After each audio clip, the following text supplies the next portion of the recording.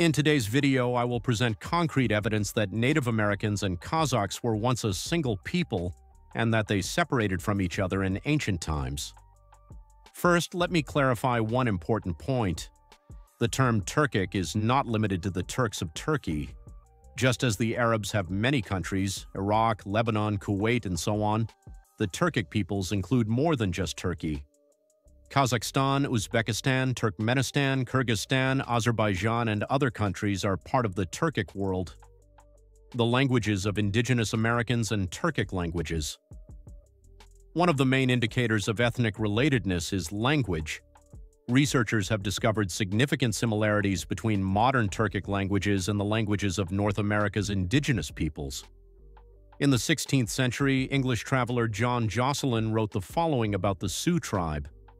The American Indians, in their appearance, behavior, and customs, resemble the Tatars. Here, the word Tatar referred to Eastern Turkic peoples. This observation was later confirmed by academic studies.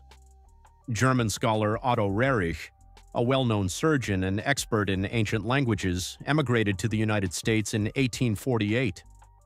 Being fluent in Turkic, he met with the Sioux people and noticed that their language, in both sound and structure, resembled Turkic. He classified it as part of the Ural-Altaic language family.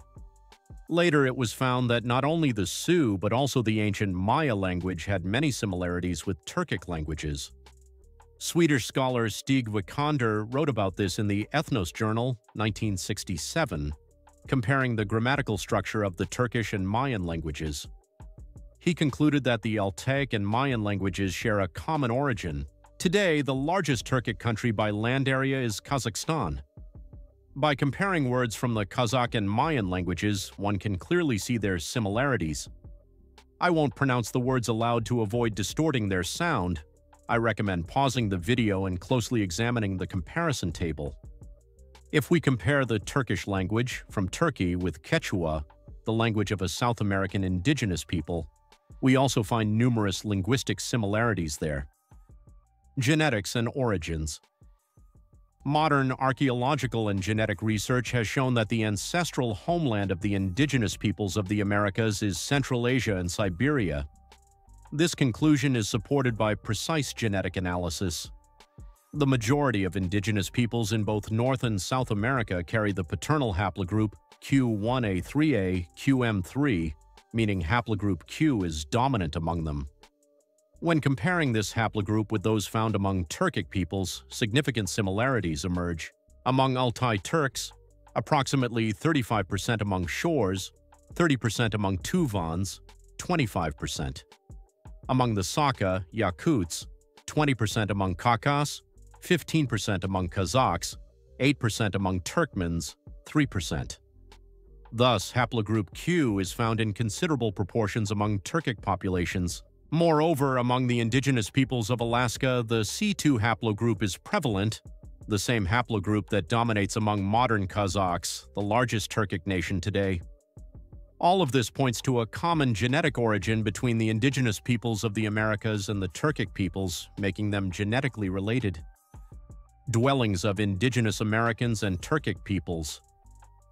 The teepee is a traditional conical dwelling used by the indigenous peoples of the Great Plains of North America. These tribes led a nomadic or semi-nomadic lifestyle, following the bison and constantly moving. The teepee was well suited to this way of life. It could be quickly dismantled, loaded onto a horse, and set up again with ease. The shatior, tent, was a traditional dwelling of the Siberian and Altai Turkic peoples. Usually made from animal hides, it was well adapted to forested and mountainous terrain. In shape and construction, it closely resembles the teepee. Northern indigenous peoples such as the Inuit of Canada, Greenland, and Alaska used snow dwellings known as igloos during winter. The igloo's rounded shape closely resembles the Kazakh yurt, the traditional dwelling of Turkic peoples in Central Asia. Hairstyles. There are notable similarities in hair traditions between the Turkic peoples and the indigenous peoples of the Americas. Both had customs of shaving part of the head while leaving the other part with hair. In the Middle Ages, among the Huns and their descendants, the Turkic peoples, a hairstyle called Aydar was widespread. There were several types of Aydar, each with its own symbolic meaning. In some cases, the Aydar was seen as a symbol of freedom. For example, children born to slaves were not given an Aydar. Over time, after many Turkic peoples adopted Islam, they gradually abandoned this traditional hairstyle. Similar hairstyles were also observed among various indigenous tribes of the Americas.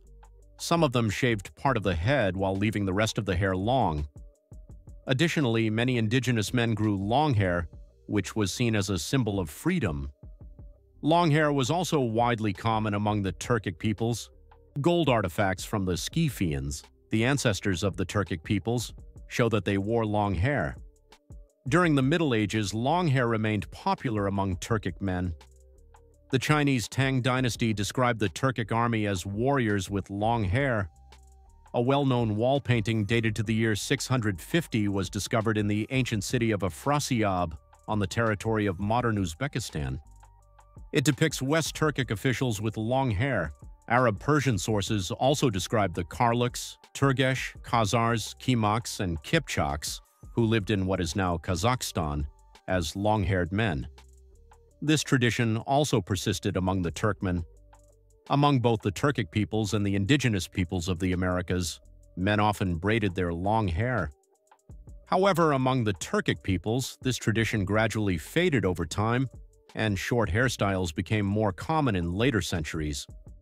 Physical appearance similarities.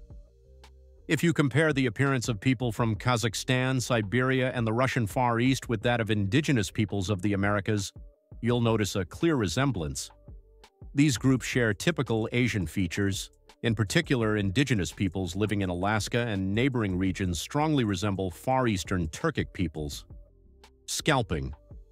Since ancient times, especially during the eras of the Saka and the Huns, the Turkic peoples practiced scalping their defeated enemies. These scalps were tied to horses. The more enemy scalps a warrior had, the more respect he earned among the people and the more he was seen as a true Beytir hero. During battles, the sight of scalps fluttering from horses had a powerful psychological impact on the enemy. This tradition also existed among the indigenous peoples of the Americas. For example, the Sioux, Apache, and Comanche tribes were known to take scalps from their defeated enemies. Conclusion. Modern Turkic peoples and the indigenous peoples of the Americas were once a single people, around 25,000 years ago, who lived together. There are many striking cultural similarities and clear genetic links between them. Archaeologists claim that the ancestral homeland of Native Americans lies in Central Asia and Siberia. Geneticists who studied the haplogroups of both populations concluded that they are indeed related. If future linguistic studies officially confirm a common origin between Turkic languages and the languages of indigenous Americans, it would become one of the most significant discoveries in world history. It would mean that the languages and ethnic identity of these peoples began forming 25,000 years ago. Language is one of the most important elements of a nation's cultural and historical legacy. Today, civilizations such as the Chinese, Greeks, and Assyrians are considered ancient. However, even they cannot provide documented evidence of their history dating back more than 5,000 years. But if it is proven that the cultural and linguistic roots of Turkic peoples and indigenous Americans go back 25,000 years, then these peoples could rightfully be considered the oldest civilizations on Earth.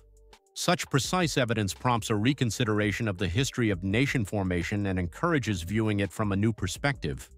Turkic peoples and Native Americans would be able to proudly say, "We are the oldest nations on Earth," and the Turkic language could be recognized as the world's most ancient language. I kindly ask you to subscribe to my Telegram channel under the video, where I will be sharing important historical materials.